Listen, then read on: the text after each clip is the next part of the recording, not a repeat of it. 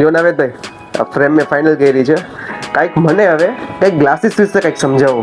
Jiteshbhai, frame તો બહુ સારી લીધી છે તમે. હવે ગ્લાસીસમાં તમને આપણે સમજાવી દઈએ. સારું, ગ્લાસીસમાં છે ને એક બેઝિક લેવલથી સ્ટાર્ટિંગ થતું હોય છે કે જે વિધાઉટ કોટેડ ગ્લાસીસ આવતા હોય છે.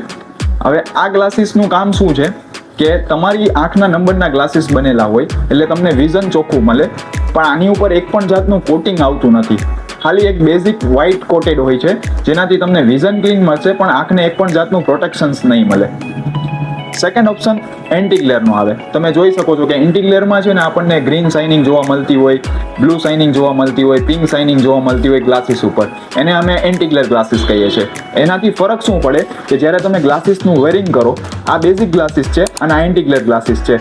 આ બંને જ્યારે તમે વેરિંગ કરો ત્યારે જે આનું ઉપર ગ્લાસીસનું રિફ્લેક્શન્સ પડતું હોય ને, જ્યારે એન્ટી ગ્લેરમાં તે ઓછું કરી નાખે, રિફ્લેક્શન્સ ના એટલું થવા દે.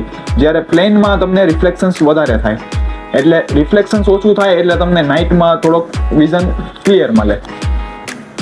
થર્ડ ઓપ્શન્સ આવે છે આપણે બ્લુ લાઇટ પ્રોટેક્શન્સ. આ ગ્લાસીસ એના માટે છે કે જેને કોમ્પ્યુટર વર્ક, ડિજિટલ વર્ક રહેતું હોય, કે જેને બ્લુ લાઇટ કન્ટિન્યુઅસ આવતી હોય આઈઝની અંદર, તો એ આ ગ્લાસીસ તેને બ્લોક કરી નાખે છે. એનું એક સેમ્પલ છે કે જો આપણે બ્લુ લાઇટનું ગ્લાસીસ લઈએ અને બ્લુ રેઝ પાડીએ તો આ ગ્લાસીસ તેને પાસ નહીં થવા દે, એ બ્લોક કરી નાખશે બ્લુ રેઝને. જ્યારે સ્ટાન્ડર્ડ ગ્લાસીસમાં તમે જાશો એન્ટી ગ્લેર કે વિધાઉટ કોટેડ ગ્લાસીસ, જેમાં પાસ થઈ જશે.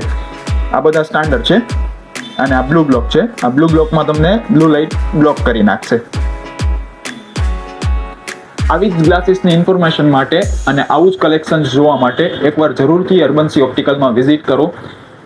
અમે લોકેટેડ છીએ મંગલા મેઇન રોડ ઉપર, રાજકોટ.